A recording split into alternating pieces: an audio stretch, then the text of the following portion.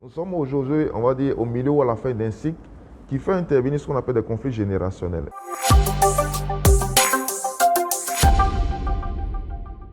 Je suis Dr Ahmed Traoré, directeur du capital humain chez FG Holding. Donc j'ai en charge la conception, la mise en œuvre et l'évaluation des politiques au niveau groupe implantées au niveau des filiales. FG Holding est un groupe panafricain assurantiel et bancaire situé dans plusieurs pays en Afrique de l'Ouest, en Afrique centrale et dans l'océan Indien. Et donc, qu'est-ce qui me passionne, moi, en tant que directeur de capital de mes groupes, c'est d'être capable, justement, de participer à la construction d'un groupe de référence bancaire. Donc, d'être, on va dire, la cheville ouvrière, d'être l'architecte de la conception, de la mise en œuvre des politiques qui traduisent, justement, la vision des parties prenantes et des actionnaires, de sorte à ce qu'on soit capable de bâtir, dans les années à venir, un groupe qui reflète à la fois nos valeurs africaines, l'innovation au niveau de notre industrie bancaire, mais surtout qu'on se positionne comme l'acteur majeur qui finance les économies africaines et qui participe au développement de l'Afrique. Donc ce qui me passionne, c'est à la fois des aspects humains, donc liés à l'impact qu'on peut avoir sur nos travailleurs dans ces différents pays, mais également de pouvoir contribuer justement à ce grand projet qui est de faire en sorte qu'on ait des acteurs africains qui participent au développement économique de notre continent. Les défis RH dans un groupe panafricain bancaire sont multiples. Vous avez d'abord la différence des secteurs. Donc vous avez la banque, vous avez l'assurance.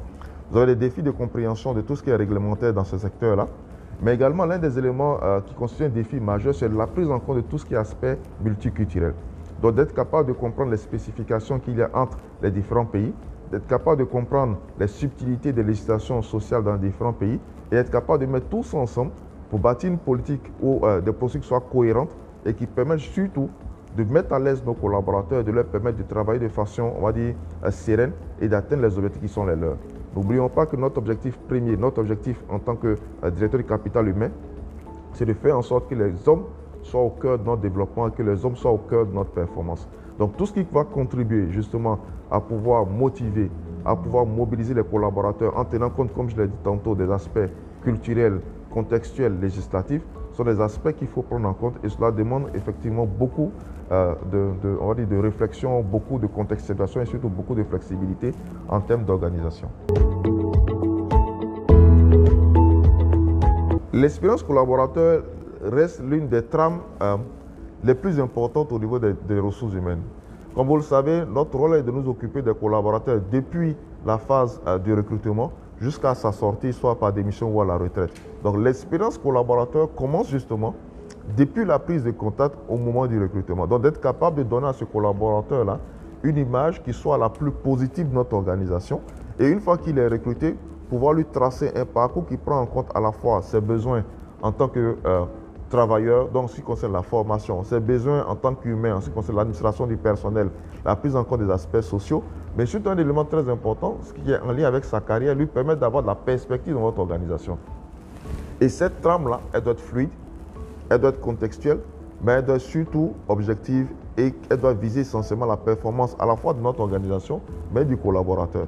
Donc l'expérience collaborateur doit être un élément, je dirais encore une fois, une trame, que le responsable ou le directeur de capital humain doivent être capables de façonner, de suivre tout au long du parcours du collaborateur, de sorte à ce que ce dernier-là, justement, puisse garder une image positive, qu'il puisse garder de la motivation, la mobilisation et qu'il soit toujours engagé vers l'atteinte de nos objectifs. La tradition fonde aujourd'hui, surtout dans le contexte africain, une grande partie de notre réflexion en ce qui concerne les politiques et les procédures. Nous sommes aujourd'hui, on va dire, au milieu ou à la fin d'un cycle qui fait intervenir ce qu'on appelle des conflits générationnels. Et le conflit générationnel oppose, bien sûr, il y a l'ancienne génération, mais il y a ce qu'on appelle les milléniums, la nouvelle génération. Et souvent, il y a des perceptions du monde du travail qui sont différentes. Il y a des perceptions des relations humaines qui sont différentes. Et notre rôle, c'est de faire en sorte, justement, que cette tradition africaine-là qui veut que le plus jeune ait du respect pour le plus ancien afin que la transmission des connaissances puisse se faire, soit un élément qui soit pris en compte. L'innovation aujourd'hui est une chose qu'on ne peut éviter, est une chose qui fait partie des changements permanents dans notre environnement et l'innovation doit conduire justement notre organisation à pouvoir grandir au fur et à mesure pour atteindre plus de marchés, plus de performances et plus de croissance. Et quand on parle d'innovation dans le secteur bancaire, l'un des éléments importants qui revient, c'est la digitalisation. Donc, être capable de digitaliser nos services. Et pour cela, justement, il faut que nos collaborateurs aient les compétences, les connaissances nécessaires pour pouvoir accompagner cette digitalisation-là. Donc, l'engagement social révèle notre orientation vers l'humain. Et en tant que directeur de capital humain, notre responsabilité, c'est de faire en sorte que l'ensemble des politiques, l'ensemble des éléments en lien avec la responsabilité sociétale de notre organisation puissent justement nous orienter vers un engagement communautaire, un engagement social. Cet engagement-là peut être envers nos collaborateurs parce qu'ils sont aussi une communauté, ils sont aussi des personnes dans le besoin, mais peut être orienté également vers les communautés environnantes ou qui sont impactées par notre organisation, par notre travail au quotidien. Donc notre rôle en tant que DCH, c'est de faire en sorte justement qu'on ait cette conscience de cet engagement social-là et qu'on travaille en faire en sorte que notre organisation ait un impact sociétal important, visible et qu'il soit capable justement de refléter nos valeurs qui sont les nôtres, notamment être capable de pouvoir impacter les humains au fur et à mesure dans leur organisation et dans leur vie.